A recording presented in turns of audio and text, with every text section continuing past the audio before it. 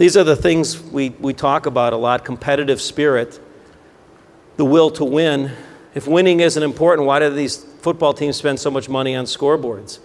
It's important. I think the day you stop competing is the day you become average. Clutter. This is an interesting one. It doesn't get a lot of talk time. I see a lot of leaders, it's like quicksand. They just get buried in the clutter. And I see others, it's sort of, they just know how to swim away. Firm gets sued.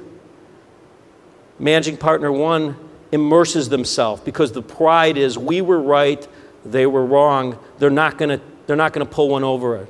And spends 30% of his time over the next couple of months fighting this lawsuit. I see another firm down the block.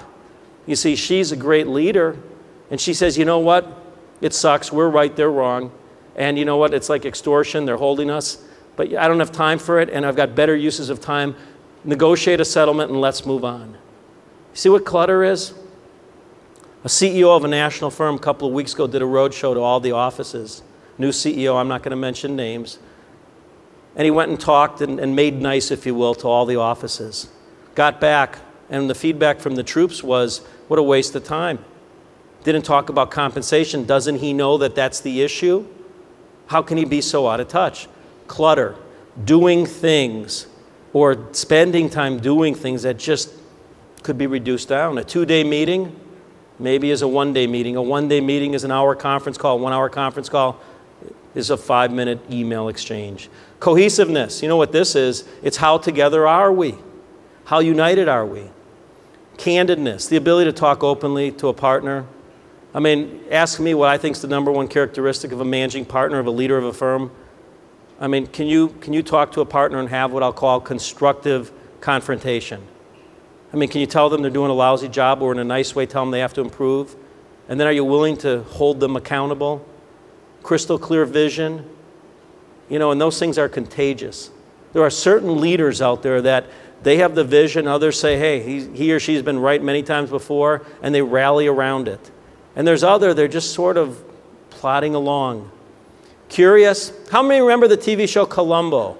Huh? Some of you are in my age zone. Yeah. And when you think of Columbo, what do you always think about?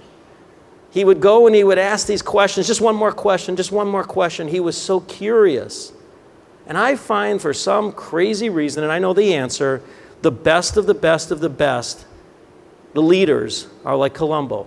Because when they're at a meeting like this, they're pulling a firm aside and saying, hey, I was looking at the statistics, and I see you're getting this kind of realization with this kind of utilization. What are you doing? Or I see you have this kind of profit margin. They seek out the answers. They ask a lot of questions. They're never quite satisfied. Contagious enthusiasm. Hey, I'm a diehard Green Bay Packer fan. Brett Favre could create contagious enthusiasm and get everybody to believe in where we're going. I don't wish him well today, but in those days with the Packers, he sure could do it. Crazy, I've talked about. Change agent. Hey, if you were interviewing for a CEO position and I was on the search team, guess what? I would want to know something about your abilities to change partner behavior. I'd want to know if you could be a little bit of a psychiatrist, a little bit of a psychologist, a little bit of a social worker. I'd want to know if you could check your ego at the door. These are the kinds of things that I look for in a leader. And if you have a 10-partner firm, guess what? You've got 10 different communication styles. You've got the overachiever over here that if you ask them certain things, they're going to get offended. They're going to say, don't you trust me? They're also going to say, why are you wasting your time with me? You should be talking to the two over there. It's knowing how to communicate differently with each of your partners.